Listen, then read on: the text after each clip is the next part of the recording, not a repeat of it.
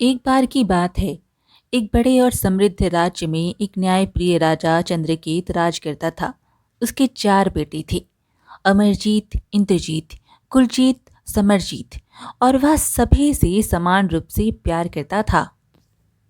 राजा अब बूढ़ा हो चुका था और समय आ गया था कि वह अपनी आखिरी सांस लेने से पहले अपने बेटों को कुछ महत्वपूर्ण बातें बताना चाहता था। राजा चंद्रकेत अपनी जिंदगी की आखिरी सांस ले रहा था। उन्होंने चारों बेटों को पास बुलाया और उनसे कहा, मेरे प्यारे पुत्रों, मेरी जिंदगी का सफर अब खत्म होने को है, लेकिन मैं चाहता हूं कि जाने से पहले तुम्हें वो बातें बताऊं जो तुम्हें जीवन और इस राज्य के भविष्य के लिए बहुत जरूरी है। यह जो सारा राज्य है, यह सबसे बड़े राजकुमार का है। दूसरी बात यह है कि तुम्हारे छोटे भाई तुम्हारी दाहिना हाथ हैं, उन्हें हमेशा भाई बनाकर रखना। तीसरी बात यह है कि हमारा राज्य प्रजा के सिर पर टिका हुआ है, इसलिए प्रजा को अपनी संतान की तरह समझना, उन पर हमेशा नज़र बनाए रखना, वेश बदलकर उनके बीच जाकर खुद उनकी स्थिति का पता करते रहना, ध्यान रखना कि हमारा राज्य कैसे चल रहा है। और एक बात, जब भी शिकार पर जाओ, 4 कोस से ज्यादा दूर मत जाना, 5 कोस की सीमा को कभी पार मत करना। यह हमें हमारे पूर्वजों से सिखाया गया है। राजा इतना कहा और अपनी आखिरी सांस ली और पूरा महल शोक में डूब गया। राजा चंद्रकेत की मृत्यु के बाद बड़े राजकुमार अमरजीत ने गद्दी संभाल ली। कुछ समय तक सब कुछ ठीक चलता रहा। चारों भाई साथ मिलकर राज्य का ध्यान रखते और कभी कभी शिकार पर भी जाया करते। एक दिन चारों भाई अपने घोड़ों पर सवार होकर जंगल में शिकार के लिए निकली। हर बार वे चारों अपने पिता के बताए अनुसार 4 कोस दूर तक जाते, लेकिन इस बार उन्हें कोई शिकार नहीं मिला। चारों इधर उधर देखने लगी, लेकिन जंगल में कोई जानवर नहीं दिखा। तभी सबसे छोटे भाई समरजीत ने कहा, आज तो यहाँ कुछ भी नहीं मिला, हमें और आगे जाना चाहिए। अमरजीत ने कहा, नहीं, हमारे पिताजी ने साफ साफ कहा था कि 4 कोस से आगे नहीं जाना है। यह हमारे पूर्वजों का नियम है और हमें इसका पालन करना चाहिए। लेकिन छोटे भाइयों को यह बात ठीक नहीं लगी। कुलजीत ने कहा, भैया, यह तो सिर्फ एक पुरानी बात है, हमें इसे मानने की कोई ज़रूरत नहीं है।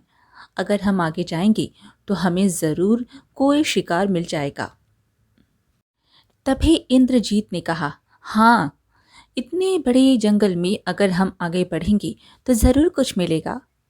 पिताजी ने शायद यूं ही कह दिया होगा, अगर हम डरते रहे तो कभी पता नहीं चलेगा कि वहाँ क्या है। चलो, कुछ दूर और चलते हैं। अमरजीत को मन ही मन यह अच्छा नहीं लग रहा था, लेकिन छोटे भाइयों के बार बार कहने पर उसे मानना पड़ा। ठीक है, लेकिन हम ज्यादा दूर नहीं जाएंगे और सावधान रहेंगे। फिर चारों भाई अपने घोड़ों को आगे बढ़ाने लगे तो अचानक घने पेड़ों के बीच से उन्हें एक भव्य मगर सुनसान सा महल दिखाई दिया। लेकिन अजीब बात यह थी कि वहां कोई हलचल नहीं थी, कोई सैनिक, कोई सेवक, बस एक रहस्यमय शांति थी। चारों भाई अपने घोड़ों से उतर गए और दूर से महल को ध्यान से देखने लगे। तभी सबसे छोटे भाई समरजीत ने कहा, आप तीनों यहीं रुकिए, मैं अकेला अंदर जाकर देखता हूँ कि इस महल में क्या है। अगर कोई खतरा हुआ तो मैं अकेला फंसूं, लेकिन आप लोग बच जाएंगे। इस तरह हम सब खतरे में नहीं पड़ेंगे।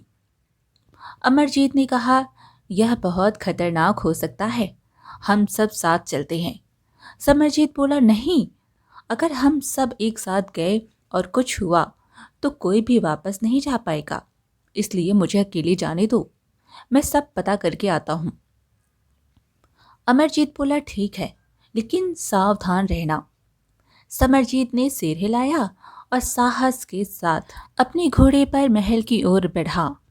समरजीत ने अपने घोड़े पर सवार होकर महल के चारों ओर चक्कर लगा दिए, पर उसे कहीं भी कोई दरवाजा या खिड़की नहीं मिली जिससे वह अंदर जा सके। महल एकदम सुनसान लग रहा था, मानो कोई इसमें रहता ही ना हो। समरजीत सोचने लगा, इतना बड़ा महल और एक भी दरवाजा नहीं, यह कैसे हो सकता है। समरजीत ने चारों ओर देखा और उसकी नज़र एक बूढ़ी औरत पर पड़ी जो पास के एक तालाब के किनारे खड़ी थी। राजकुमार घोड़े से उतरा और उसके पास गया। राजकुमार ने पूछा, माता जी, यह महल कैसा है? इसके अंदर जाने का कोई रास्ता क्यों नहीं दिख रहा है? और इसमें कौन रहता है?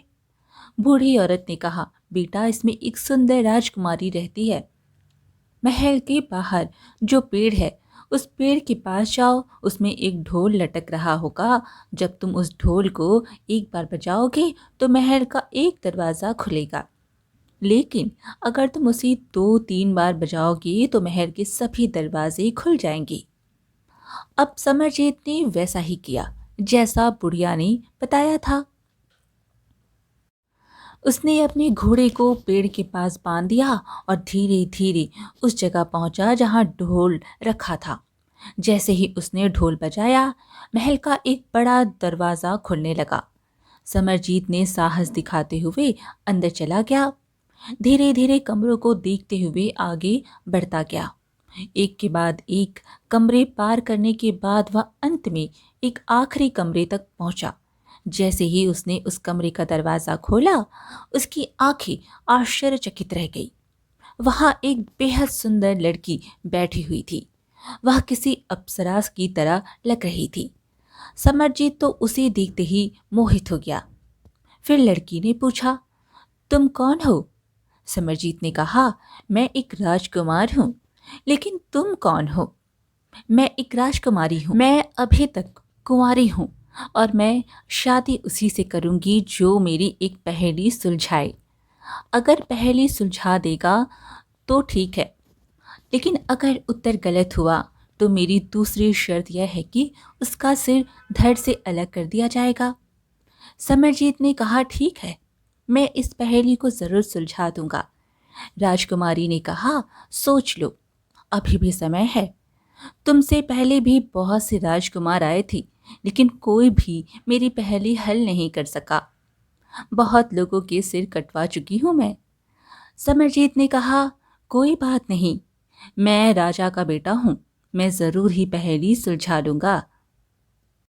राजकुमारी ने कहा, ठीक है, यहाँ एक बर्तन रखा हुआ है, इसमें मैं पानी भरूंगी। इसके नीचे एक छोटा सा छेद है जिससे धीरे धीरे पानी टपकता जाएगा। जब तक यह पानी खत्म नहीं होता तब तक तुम्हारे पास मेरी पहेली का उत्तर देने का समय है। जैसे ही यह पानी खत्म होगा और तुम उत्तर ना दे पाए तो तुम्हारा सिर काट दिया जाएगा। अब सुनो पहेली। रानी इंदुमती ने राजा उदय के साथ क्या किया और राजा उदय ने रानी इंदुमती के साथ क्या क्या किया?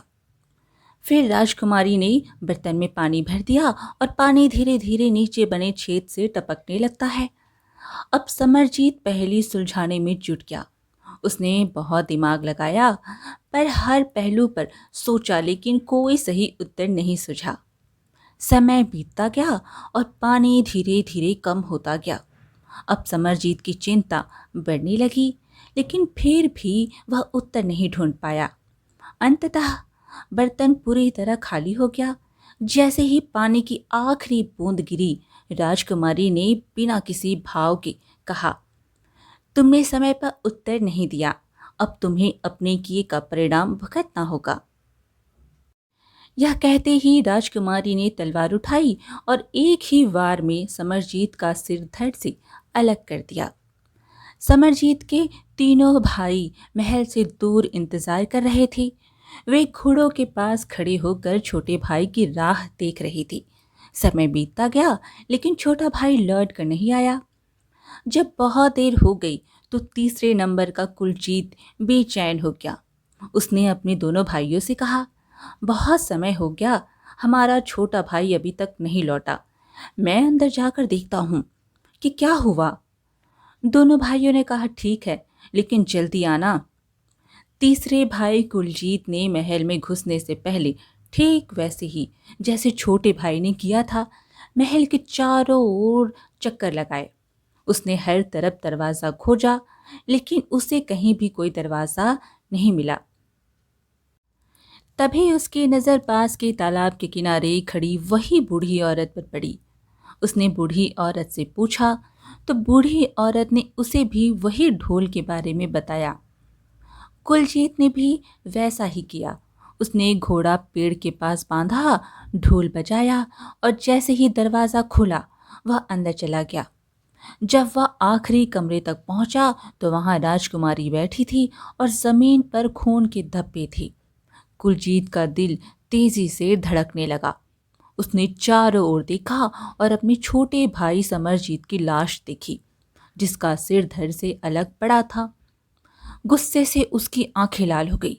उसने राजकुमारी से गुस्से में पूछा, यह क्या किया तुमने? मेरे छोटे भाई का सिर क्यों काटा? राजकुमारी बोली, यह मेरी शर्त थी। वह मेरी पहेली हल नहीं कर पाया, इसलिए उसे मरना पड़ा। अगर तुम भी मुझसे विवाह करना चाहते हो तो तुम्हें भी मेरी पहेली का उत्तर देना होगा। लेकिन अगर तुम असफल हुए तो तुम्हारा भी वही अंजाम होगा जो तुम्हारे भाई का हुआ। कुलजीत ने गुस्से में ही चुनौती स्वीकार कर ली और कहा, ठीक है, मैं राजा का बेटा हूं, मैं तुम्हारी पहेली हल कर दूंगा। राजकुमारी ने कहा, ठीक है। पहेली यह है कि रानी इंदुमती ने राजा उदय के साथ क्या किया और राजा उदय ने रानी इंदुमती के साथ क्या किया। राजकुमारी ने बर्तन में पानी भरा और नीचे से पानी टपकने लगा। कुलजीत ने पूरी कोशिश की, लेकिन उत्तर नहीं मिला। आखिरकार जैसे ही बर्तन की आखिरी बूंद गिरी, राजकुमारी ने अपनी तलवार उठाई और एक ही वार में कुलजीत का सिर भी धड़ से अलग कर दिया। इधर दोनों भाई महल के बाहर इंतजार कर रहे थे, लेकिन जब बहुत देर हो गई और दूसरा भाई कुलजीत भी वापस नहीं आया तो उन्हें चिंता होने लगी। अब इंद्रजीत ने अमरजीत से कहा, हमारा दूसरा भाई भी नहीं लौटा। अब मैं जाकर देखता हूँ अंदर क्या हो रहा है।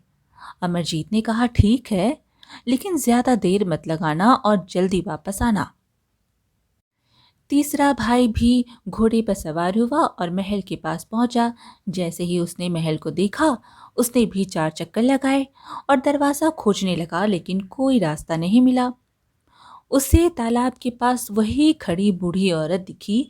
वह उसके पास गया और पूछा। बूढ़ी औरत ने उसे भी ढोल बजाने की बात कही।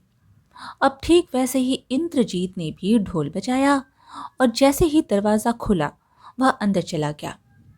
वह एक एक करके सभी कमरों को पार करता गया, लेकिन जब वह अंतिम कमरे में पहुंचा तो वहां का दृश्य देखकर उसकी आंखें क्रोध से लाल हो गई। उसने अपने दोनों भाइयों की लाशें देखी, जिनके सिर धड़ से अलग थे। गुस्से से तिलमिलाते हुए उसने राजकुमारी से कहा, तुमने यह क्या किया? मेरे दोनों भाइयों को क्यों मारा? राजकुमारी ने कहा, ये मेरी शर्त थी। उन्होंने मेरी पहेली हल नहीं की, इसलिए उन्हें मरना पड़ा।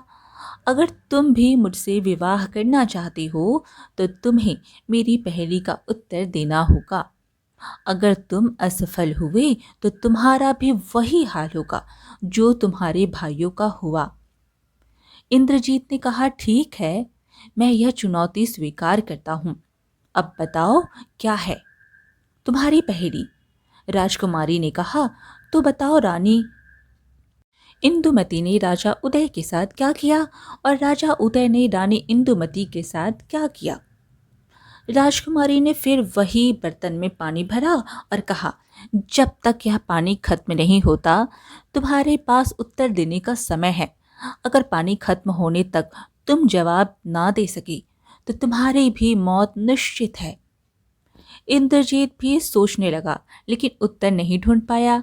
धीरे धीरे पानी खत्म होता गया और अंत में जब बर्तन की आखिरी बूंद गिरी तो राजकुमारी ने अपनी तलवार उठाई और तीसरे राजकुमार का सिर भी धड़ से अलग कर दिया। इधर अमरजीत ने देखा जब कोई भी भाई वापस नहीं लौटा तो वह खुद अंदर जाने का फैसला किया।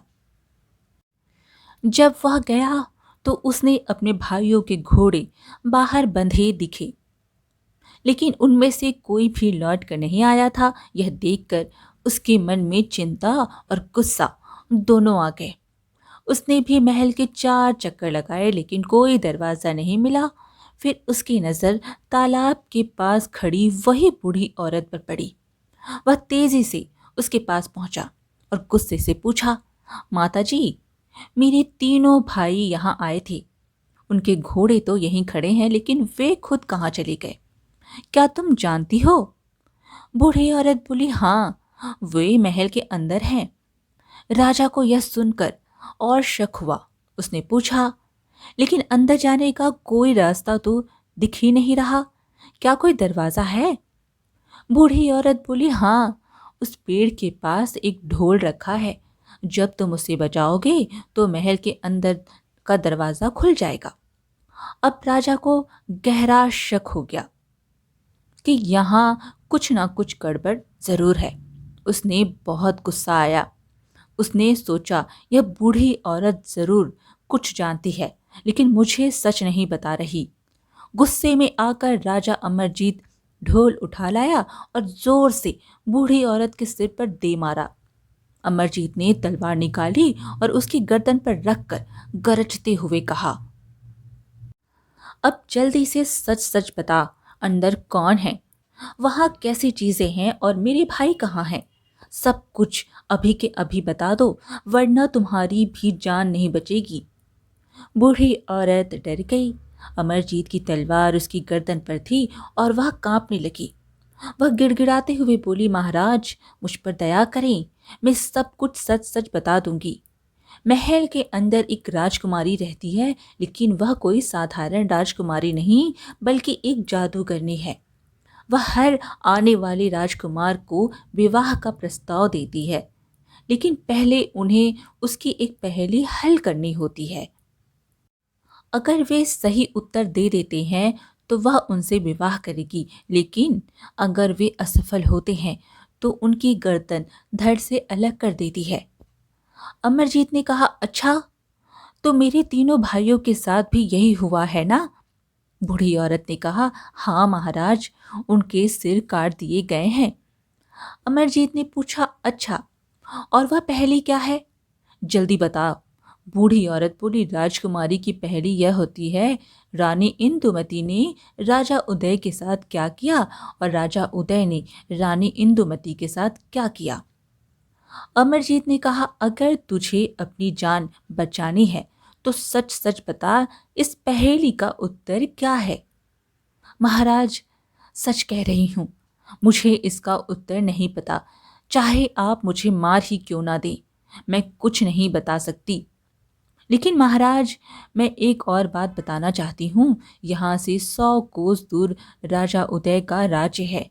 अगर आपको इस पहेली का उत्तर चाहिए तो वहाँ जाकर पता लगा सकते हैं, शायद वहीं आपको सही उत्तर बता सके।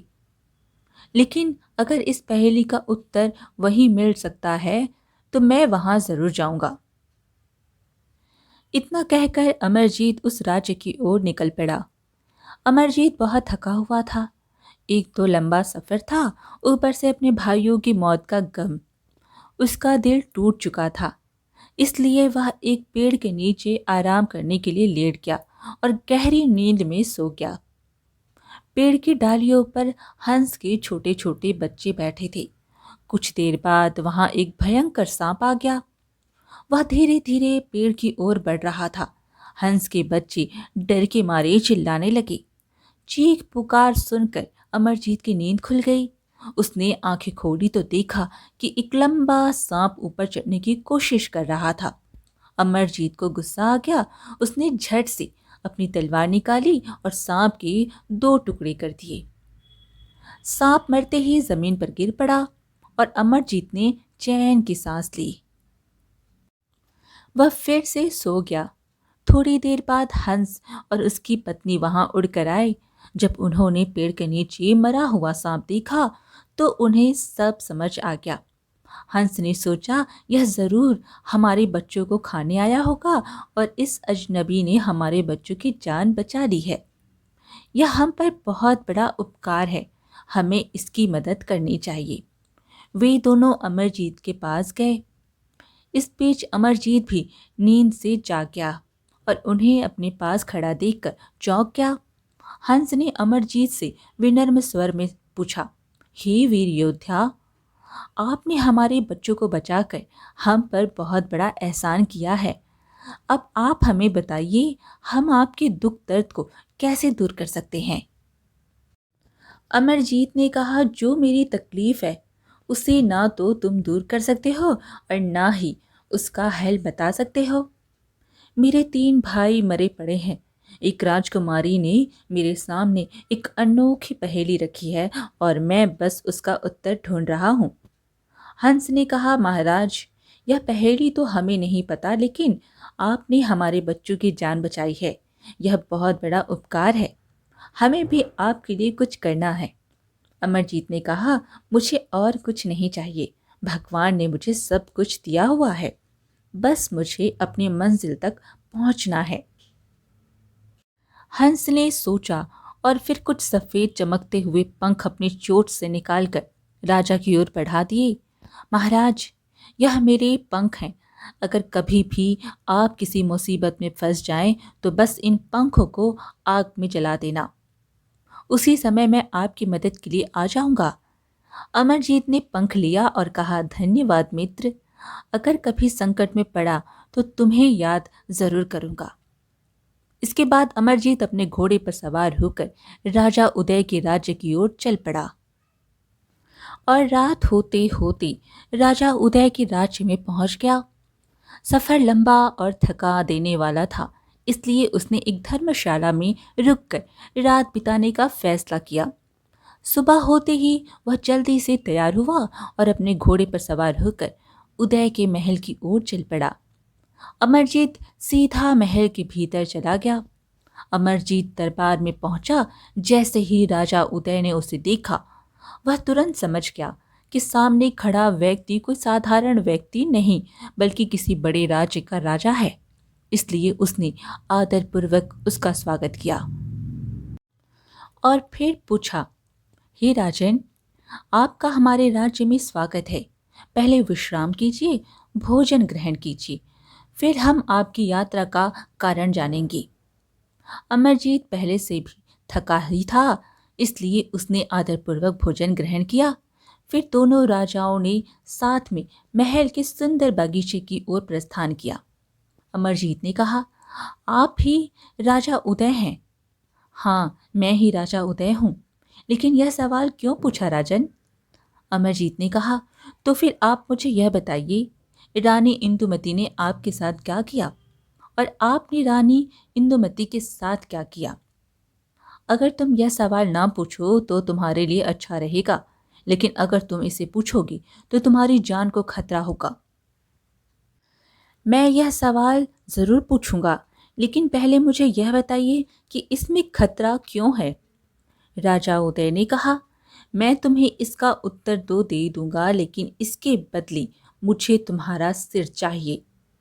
अमरजीत ने गहरी सोच में पड़ते हुए विचार किया। अगर यह मेरा सिर काट देगा तो मैं अपने भाइयों को कैसे जिंदा करूंगा? मुझे कुछ ना कुछ कोई चाल चलनी होगी। ठीक है, उत्तर देने के बाद तुम्हें मेरा सिर तो ले लेना, लेकिन पहले मुझे सच बताओ। राजा उदय ने कहा, मेरी शादी के बाद रोज यही नियम था। दरबार से लौटकर खाना खाता, फिर रानी से बातें होती और हम अपने अपने कमरे में चले जाते। वह कहने उतार कर सोती और मैं थका होने के कारण जल्दी सो जाता। लेकिन एक दिन शिकार के दौरान गिरने से मेरे सिर पर चोट लग गई। महल लौटने पर रानी हमेशा की तरह आई, लेकिन इस बार वह पूरे श्रृंगार में थी। उसने बातें की और फिर अपने कमरे में चली गई। उस रात कुछ ऐसा हुआ जिसने मेरी जिंदगी हमेशा के लिए बदल दी। रानी ने सोचा कि मैं सो चुका हूं, लेकिन सिर की चोट के कारण मुझे नींद नहीं आ रही थी। मैंने देखा वह चुपचाप उठी, गहने और श्रृंगार दोबारा किया, फिर महल से निकलकर जंगल की ओर चल पड़ी। मुझे शक हुआ, लेकिन मैं चुप रहा और तलवार लेकर पीछा किया। मेरा वफादार कुत्ता भी साथ था। रानी जंगल में एक कुटिया तक पहुंची जहां एक रहस्यमयी साधु खड़े थे। उसने गुस्से में रानी को थप्पड़ मारा और पूछा, आज इतनी देर क्यों हो गई? यह देख मेरा खून खौल उठा। मैंने तुरंत तलवार निकाल ली, लेकिन तलवार की चमक पड़ते ही साधु समझ गया मैं सब जान चुका हूँ। जैसे ही साधु को मेरी मौजूदगी का एहसास हुआ, वह सतर्क हो गया। मैंने बिना देर किए तलवार से वार किया, लेकिन वह तेजी से बच निकला। रानी भी घबरा गई थी। साधु गुस्से से बोले, राजा, अब तुम यहां तक पहुंच गए, लेकिन तुम्हारी मौत तय है। मैंने गरज कर कहा, धोखेबाज, मेरी ही रानी को मुझसे छीनने की हिम्मत कैसे हुई? मैंने फिर वार किया, लेकिन उसने एक मंत्र पढ़ते ही आग की लपट छोड़ी। मैं किसी तरह बचा और मेरा तभी कुत्ता गुर्राकर उस पर झपट पड़ा। साधु का ध्यान भटकते ही मैंने पूरी ताकत से तलवार चलाई और वार सीधा उसके सीने के आर पार हो गया। वह जमीन पर गिर पड़ा। मैंने उस समय रानी से कुछ नहीं कहा और उसे चुपचाप महल ले आया। अगले दिन मैंने दरबार बुलाया और पूरी प्रजा के सामने रानी के विश्वासघात का खुलासा किया। मैंने सबको बताया कि कैसे वह मुझे धोखा देकर हर रात साधु के पास जाती थी। ये सुनकर सभी हैरान और क्रोधित थे। फिर मैंने आदेश दिया कि महल के आंगन में गहरी खुदाई की जाए। जब गड्ढा तैयार हो गया तो मैंने रानी से आखिरी बार पूछा, अगर तुम्हारे पास अपने बचाव में कुछ कहने को है तो कहो। लेकिन वह सिर झुकाए खड़ी रही, जानती थी कि अब कोई रास्ता नहीं बचा। मेरे इशारे पर सैनिकों ने उसे गड्ढे में ढकेल दिया और मिट्टी डालनी शुरू कर दी। धीरे धीरे जमीन उसके घुटनों, कमर और फिर कंधों तक भर गई। उसकी आंखों में डर साफ दिख रहा था, लेकिन अब उसे अपने गुनाहों का एहसास हो चुका था। देखते ही देखते वह मिट्टी में समा गई। दरबार में सन्नाटा था, लेकिन प्रजा को लगा कि न्याय हुआ है। मैंने ऐलान किया कि अब हमारे राज्य में कोई भी अपने जीवन साथी के साथ विश्वासघात नहीं करेगा, वरना उसका अंजाम भी यही होगा। अब तुम समझ गए होगी कि रानी ने मेरे साथ क्या किया और मैंने रानी के साथ क्या किया। अमरजीत ने कहा, जी महाराज, मैं समझ गया।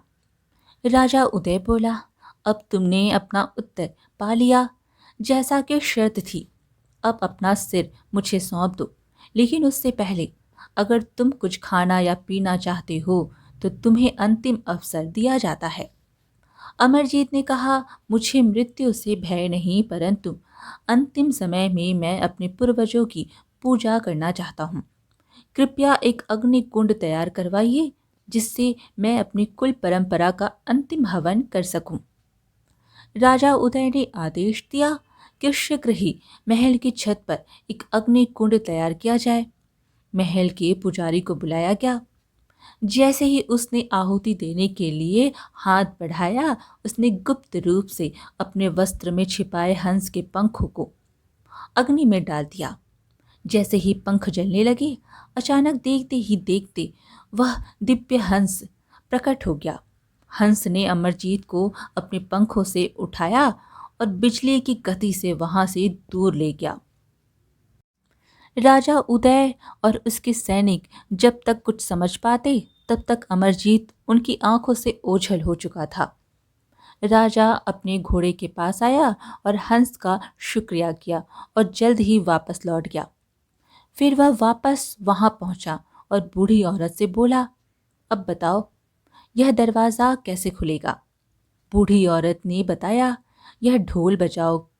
राजा ने उसे बजाया और दरवाजे खुल गए। राजा अंदर गया और देखा कि उसके तीनों भाई मरे पड़े हैं। अमरजीत ने कहा, मुझसे शर्त लगाओ। राजकुमारी बोली, मैं तुम्हारा सिर काट दूंगी अगर तुम उत्तर नहीं दे पाए। अमरजीत ने कहा, हाँ, काट देना, शर्त लगा ली। बर्तन में पानी डाल दिया गया। जब शर्त लग गई तो अमरजीत जो राजा उदय से सुनकर आया था वह सब बता दिया। राजकुमारी ने अमरजीत का उत्तर सुनकर सिर झुका लिया और कहा, ठीक है, अब मैं तुमसे शादी करने के लिए तैयार हूं।